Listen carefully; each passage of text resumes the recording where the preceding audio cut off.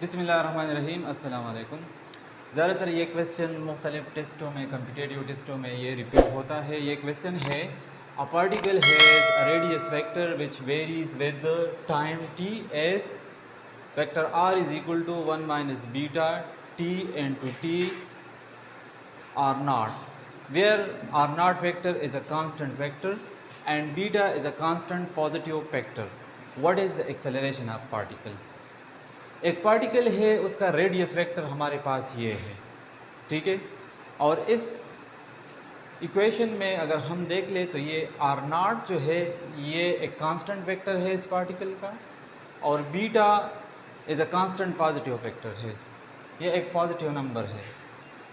तो acceleration particle का कितना होगा?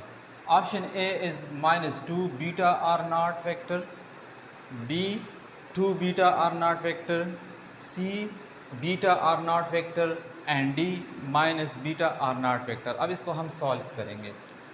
टेक, हम यह वेक्टर लेंगे रेडियस वेक्टर जो कि बराबर है 1 minus beta t into time r not vector. इसको डिफरेंशिएट करेंगे पहले, डिफरेंशिएट, क्योंकि इसमें सिर्फ टाइम टी जो है ये वेरी हो रहा है, तो इसको हम with respect to time differentiate करेंगे। तो इसका हमारे पास वेलोसिटी वेक्टर बराबर होगा derivative of this vector is equal to d of 1 minus beta t into t r not vector divide by t. So velocity is equal to, यहाँ पे क्या करेंगे, यहाँ पे इसको इसके साथ मल्टीप्लाई करेंगे तो हमारे पास ये इस तरह हो जाएगा कि t r not minus beta t square r not vector, ठीक है।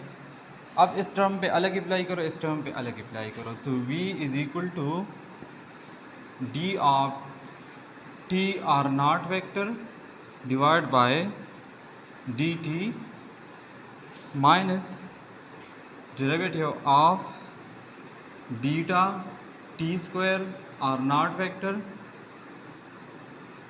With respect to t.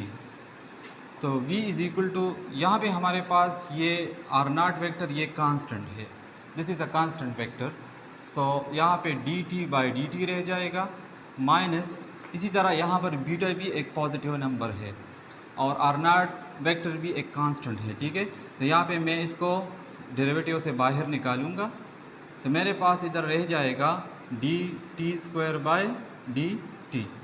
तो यहाँ पे v is equal to r not, ये और ये कैंसिल हो जाएगा, तो यहाँ 1 आ जाएगा माइनस बीटा आर नॉट, यहाँ पे पावर रूल इस्तेमाल करो तो ये इक्वल हो जाएगा 2t into d t by t.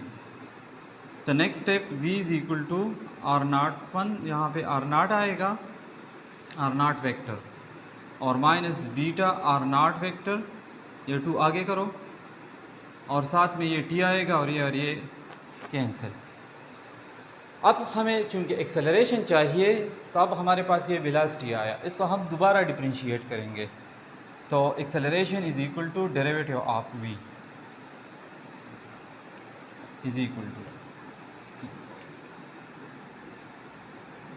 तो r not vector minus 2 beta r not vector t, मेरे पास ये आया। आगे क्या होगा, a इज इक्वल टू,